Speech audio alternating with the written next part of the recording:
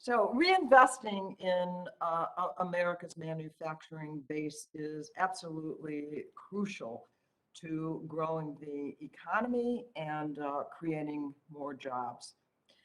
But to ensure that those are good paying and secure jobs, we have to put workers at the core of our effort to strengthen our manufacturing base. So my question first goes to Mr. Paul. To strengthen our manufacturing base and to compete globally, do you think that we need to compromise our labor standards, such as living wages and health coverage and workplace health and safety? Thank you for the question. The simple answer is no, and I'll be happy to explain. The United States is not going to win a race to the bottom. It will find it to be self-defeating.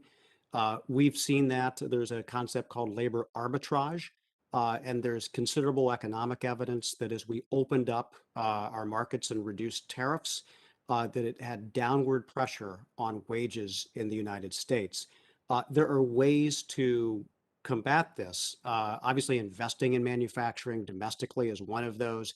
We need to ensure that our trade laws are strong and strictly enforced, particularly when it comes to workers' rights violations in other countries. I believe the USMCA made some progress on that. But the United States, for example, in the solar panel sector, right now a lot of polysilicon is produced in Western China, in the Uyghur region, and there's a great deal of evidence that it's produced with forced labor. We don't want to be in a position of having to compete with that or have our workers compete with that. So it will take an all-of-government approach, but the way to succeed in manufacturing is to have workers partnering with businesses to make successful innovations and efficiencies that will make them more globally competitive, and not to pursue that race to the bottom, which we will never win. Thank you. Dr. O'Connell, are there other industrialized nations that have high labor standards, that have thriving industrial bases? And let me ask you, and are there any lessons that we can learn from those countries?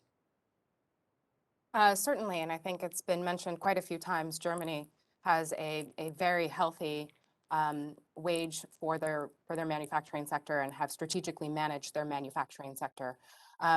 Most notably, they have invested considerably in sort of the global good for research and development that can benefit their small and mid-sized enterprises to ensure that they can get access to innovation and improving their manufacturing capabilities. Thank you. I wanted to ask a question of Mr. Sills. The Informed Consumer Act will require online marketplaces to verify third-party sellers and to disclose basic seller contact information.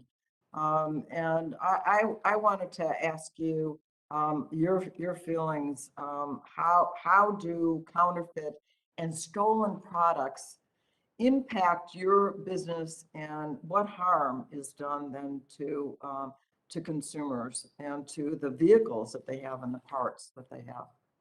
Well, thank you for the question. And there's really nothing new in our industry with a certain amount of counterfeit or substandard product coming into the market.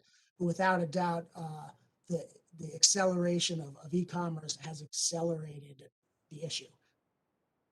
It's provided easier access to the consumer to be able to procure substandard products. So the big issue for sure is that when we are dealing with safety-related items or true drivability issues, if substandard product is able to find its way into a repair shop and onto a consumer's vehicle, it can have very detrimental effects. So beyond just harming the businesses of us professional grade premium quality manufacturers, it can absolutely have a detrimental effect on the consumer and truly highway safety. Thank you so much. I yield back.